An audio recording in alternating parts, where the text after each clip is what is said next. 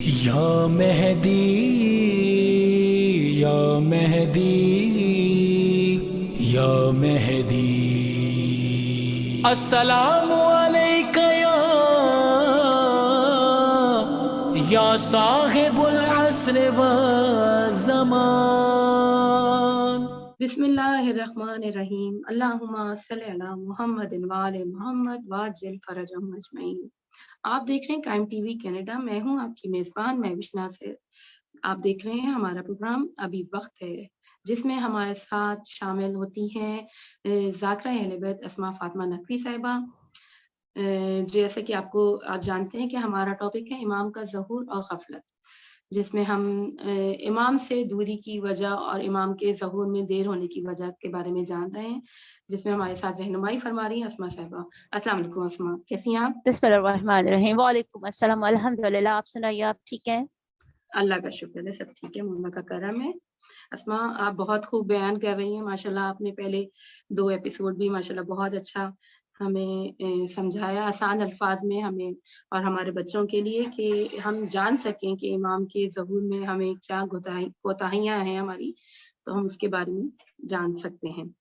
اچھا اسماء، پہلا سوال میرا آج کا ہے یہ کہ کیا امام زمانہ علیہ السلام ہمارے بارے میں جانتے ہیں؟ کیا وہ ہماری خبر رکھتے ہیں؟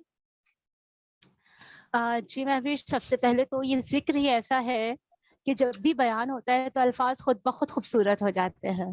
بے شک، بالکل ایسے ہی ہے، بالکل ایسے ہی ہے۔ حقیقت ہے، اور امام زمانہ کے حوالے سے بات کرنا، میں کہتی ہوں کہ ایسا لگتا ہے کہ فضا بھی معطر ہو گئی ہے۔ تو آپ کا سوال کیا امام زمانہ ہمارے بارے میں جانتے ہیں، تو یقین کیجئے کہ یہی سوال اکثر لوگوں کے ذہنوں میں آتا ہے، خود میرے بھی ایک دفعہ ذہن میں آیا، اور جب مجھے اس طرح سے کہا گیا کہ امام زمانہ علیہ السلام فرماتے ہیں کہ مجھے وصیت کی گئی ہے کہ میں تم میں سے ہر ایک کا نام لے لے کے اسے یاد کروں، یعنی امام کو پتا ہے کہ گھر میں کتنے مومنین رہتے ہیں، ان کے نام کیا کیا ہے، وہ کیا کیا کرتے ہیں۔ یقین کیجیے جب بھی کسی سے بھی امام کی ملاقات ہوئی، ہم نے بہت سارے واقعات پڑھے، بہت سارے، ہم نے کبھی نہیں دیکھا کہ امام نے پوچھا ہو تمہارا نام کیا ہے، بلکہ امام نے اس مومن کو اس کے اپنے نام سے مخاطب کیا۔ امام نے کبھی نہیں پوچھا تم کیا کرتے ہو، بلکہ امام نے اسے بتایا کہ وہ کیا کرتا ہے۔ تو امام ہم سے بہت باخبر ہے، یہاں تک کہا گیا کہ اگر ایک مرتبہ کہا جاتا ہے کہ امام زمانہ کو ایک شخص نے بہت بیمار دیکھا، تو سوال کیا کہ امام آپ اتنے بیمار، اتنے علیل، کہ جب تم مومنین پریشان ہوتے ہو اور ہم یعنی ہمارے ظہور میں تعجیل نہیں ہو پاتی، تو ہم تمہاری فکر میں بیمار ہو جاتے ہیں۔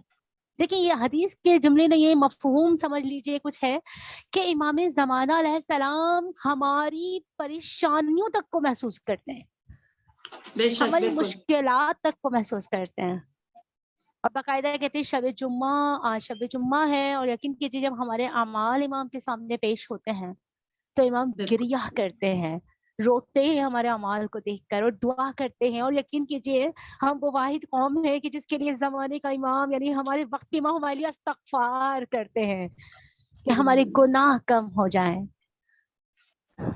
آپ ہمارا نصیب دیکھیں کہ ہمارے لیے دعا کرنے والے امام بالکل زندہ ہیں، حقیقت ہمارے لیے دعا کر رہے ہیں۔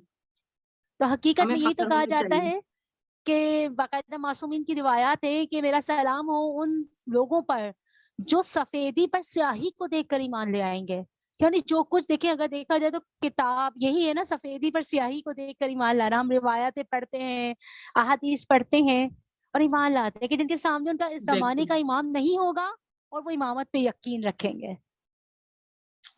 بے شک غیبت طویل ہو رہی ہے، لیکن ہمارا یقین میں کوئی فرق نہیں پڑا، ہم اسی طرح سے یقین رکھتے ہیں کہ ایک دن آئے گا جب فرزند زہرا ظہور فرمائیں گے۔ انشاءاللہ۔ اچھا اسماء، میرا آپ سے دوسرے سوال ہے کہ امام زمانہ کہاں رہتے ہیں اور ہمیں ان سے رابطے کے لیے کون سے اعمال اپنانے چاہیے؟ دیکھیں ویسے تو بہت ساری روایتیں، بہت ساری کتابیں آئی ہیں کہ امام زمانہ یہاں رہتے ہیں، امام زمانہ وہاں رہتے ہیں۔ وہ سوال کیا گیا تھا ایک عالم سے ہے کہ آخر امام زمانہ رہتے کہاں ہیں، تو انہوں نے مسکرا کے کہا کہ سوال یہ تھا کہ جزیرہ خضرہ والی روایت صحیح ہے، واقعہ امام جزیرہ خضرہ میں رہتے ہیں، جزیرہ خضرہ کہاں ہے اور امام کہاں ہیں؟ تو انہوں نے مسکرا کے کہا ہر مومن کا قلب جزیرہ خضرا ہے. سبحان امام اللہ. ہر مومن کے قلب میں رہتے ہیں. اگر بے شک. محسوس کرو، بس قلب کو پاک و طاہر کر لو، تمہیں تمہارے امام کا وجود مبارک محسوس ہوگا. بالکل بالکل اور بالکل ایسا یہ ہوتا کہ ہے. امام کو کسی جگہ مخصوص کرنا، دیکھیں یہ تو ہم کر ہی نہیں سکتے کہ امام سامرا میں ہے، امام سامرا میں ہے، امام نجف میں ہے، امام کربلا میں، امام ہر جگہ موجود ہیں. بالکل کیونکہ بالکل. اگر ہم یہ دیکھتے ہیں امامت کو خدا نے یہی معجزہ دیا ہے نا، جیسے ہم نے مولا کائنات کے حوالے سے بہت ساری روایات سنی پڑھی کہ ایک وقت میں کئی جگہ حاضر رہا کرتے تھے. صحیح جگہ ہاتھ ہے، ساتویں یہی آسمان پہ بھی ہیں. امامت، یس، یہ امامت کی بالکل ایسے ہی. پہچان ہے.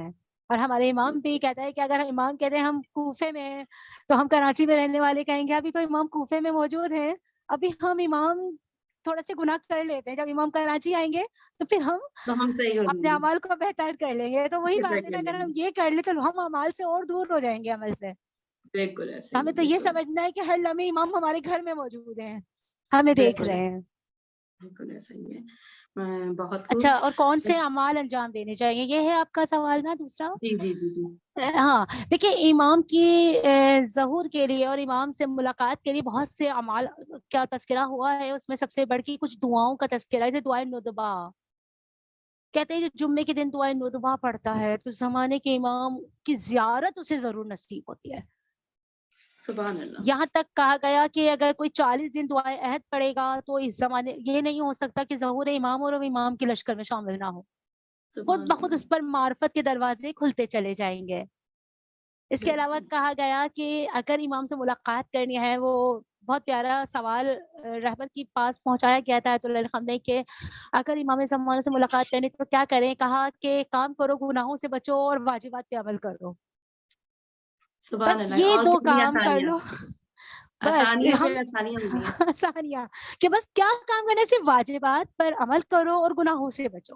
یہ دو کام کرو گے تمہارے زمانے کے امام سے ملاقات ہو جائے گی. آج کل لوگوں نے اتنا مشکل بنایا ہوا ہے، کتنا آسان کر دیا کہ صرف بالکل اپنی آسان کر واجبات کو دیا ادا کہ کرو صرف اور گناہوں سے واجبات. بچا دو.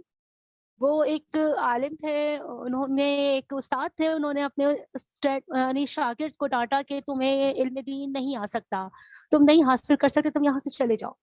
وہ بیچارہ گیا، رونے لگا. اس کی زمانے کے امام سے ملاقات ہوئی. میں مختصر اپنے الفاظ میں اس واقعے کو سنا رہی ہوں. تو امام نے اس کو اپنا جھوٹا قہوہ پلایا اور سبحان ظاہر اس اللہ. کے اوپر اس پر علم کے دروازے کھلتے چلے گئے. اب وہ استاد کے پاس پہنچا تو ہر سوال سے 10 سوالات نکال رہا.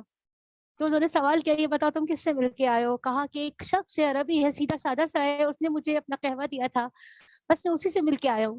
کہا اس سے پوچھو میں تم سے مل سکتا ہوں. کہہ رہے آپ تو عالم، وہ تو ایک عام سا انسان ہے. کہا تم جو نہیں جانتے وہ میں جانتا ہوں، جب تک وہ اجازت نہیں دیں گے میں نہیں ملوں گا. اب وہ سبحان پہنچا ہے اللہ. اپنے اس شخص کے پاس. کہا میرے استاد تم سے ملنا چاہتے ہیں. تو وہ عربی شخص کھڑا ہوا اور کہنے لگا اپنے استاد سے کہو اپنے اعمال کو بہتر کر لیں، ہم خود ان سے ملنے آ جائیں گے. تو وہی بات ہے، امام ہم سے لمحے بھر سبحان کی اللہ. دوری پر ہیں. ہم چاہیں تو ہر بالکل. لمحے امام، اور خود ہمارے غالب ہیں وہ یہ کہتے ہیں وہ آنکھیں بے نور ہو جائیں جو صبح بیدار ہوں اور زمانے کے امام کی زیارت نہ ہو. تو وہی بات ہے کہ اعمال کو بہتر کر لے تو خود بخود زیارت امام نصیب ہو جائے گی، لیکن بس کوشش کرے کہ معرفت کے ساتھ نصیب. انشاءاللہ. الہی آمین. الہی آمین. اچھا اسما، میرا اگلا سوال آپ سے ہے کہ امام کے لشکر میں کون کون لوگ شامل ہیں اور وہ کون لوگ ہیں جن کو قبروں سے اٹھایا جائے گا، اور اس کے بارے میں بھی بتائیے گا کہ وہ کون لوگ ہیں کہ جن کو لشکر کا سپہ سالار بنایا جائے گا، ان کی خصوصیات کیا ہوں گی. بہوش دیکھیں امام زمانہ کے لشکر میں کون کون شامل ہوگا. دیکھیں اگر میں کہوں یہی بات جو ابھی میں نے کہی ہے کہ بس اپنے اعمال کو دیکھیں، اگر ہمیں لشکر امام میں شامل ہونا ہے تو امام کی جیسے ایک سولجر ہے، جب اسے کسی بھی طرح سے لشکر میں شامل ہونا ہوتا ہے وہ اس کے تمام رولز کو فالو کرتا ہے اور اسی طرح سے اپنی تیاری کرتا ہے. تو ہمیں بھی لشکر امام میں شامل ہونا ہے تو ہمیں تمام کی تمام چیزیں بتا دی گئی. اول وقت نماز پڑھنی ہے، گناہوں سے خود کو دور رکھنا ہے، نماز شب کی پابندی کرنی ہے، اپنی زبان کی حفاظت کرنی ہے، آنکھوں سبحان کے اللہ. گناہوں سے بچنا ہے، یعنی نہ حرام دیکھنا ہے، نہ حرام بولنا ہے، نہ حرام سننا ہے. سبحان اللہ. اگر ہم یہ کام کرتے ہیں تو ہم امام کے لشکر میں شامل ہو سکتے ہیں. اور خاص کر میں خواتین کے حوالے سے یہ میسج دینا چاہوں گی کہ سب سے بڑھ کے اپنے حجاب کی پابندی کریں, کیونکہ امام کے لشکر میں بے حجاب خواتین کی کوئی گنجائش نہیں ہے. اور اس کے بعد کہا گیا کہ وہ کون لوگ ہیں جنہیں قبروں سے اٹھایا جائے گا. دیکھیں اصحاب کہف کے حوالے سے, اصحاب کہف تو ماشاءاللہ زندہ ہیں, حیات انہیں سلا دیا گیا تھا, وہ امام کے لشکر میں شامل ہوں گے. اور اس کے علاوہ کہا جاتا ہے کہ جن لوگوں کو قبروں سے اٹھایا جائے گا ان میں کچھ خواتین کا تذکرہ ہمیں ملتا ہے. اور یقین کیجیے بہت خوشی ہوتی ہے کہ جب خواتین کی بات آتی ہے تو ہمیں ایک سہارا سا ملتا ہے کہ مولا کہ جب وہ خواتین جو عمال کر کے گئی ہیں ہم ان کو جان کی وہی عمل انجام دیں گے تو ہم بھی آپ کے لشکر میں شامل ہو سکتے ہیں. اس میں سب سے پہلے تذکرہ دیکھیے, ترتیب تو نہیں, کہا جاتا ہے کہ ام ایمن, جناب ام ایمن جو کہ کنیزہ بی بی فاطمہ, جنہوں نے بی بی فاطمہ کی صداقت کی گواہی دی تھے. سبحان اللہ. کہ باغ فدق میرے سامنے دیا ہے, کہا کہ جناب فاطمہ نے سوال کیا کہ ام ایمن تم تو وہاں موجود نہیں تھی, کبھی بھی آپ نے کہہ دیا کہ میرے بابا نے مجھے دیا ہے تو بالکل ایسا ہی ہے جیسے میرے سامنے دیا ہے. تو کہا جاتا ہے جناب ام ایمن کو ان کی قبر سے اٹھایا جائے گا, وہ لشکر امام میں شامل ہوں گی. اس کے علاوہ کہا جاتا ہے کہ جناب نصیبہ خاتون کہ ان کو بھی وہ جو جنگ احد میں باقاعدہ رسول خدا کی حفاظت کی انہوں نے اور وہ شہید ہوئے, انہیں ان کی قبر سے اٹھایا جائے گا.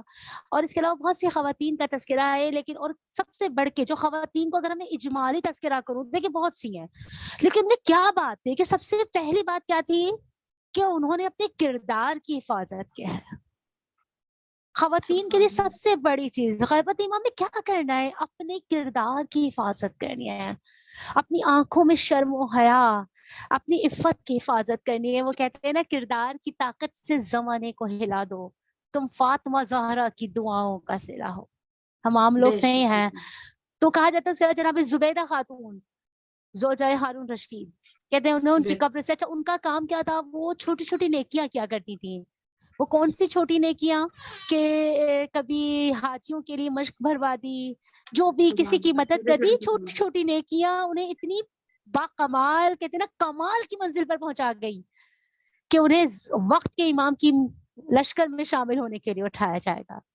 کہتے جب قبروں سے خواتین کو اٹھایا جا رہا ہے تو ہم کس طرح سے پیچھے رہ سکتے ہیں. ہمیں بھی یقیناً اس منزل پر فائز ہونا ہے کہ ہم امام کے لشکر میں شامل ہیں. اور پروردگار عالم ہم سب کو شامل کرے, ہم سب کی کاوشوں کو قبول کرے. الہی آمین. مولا ہماری توفیقات میں اضافہ کرے.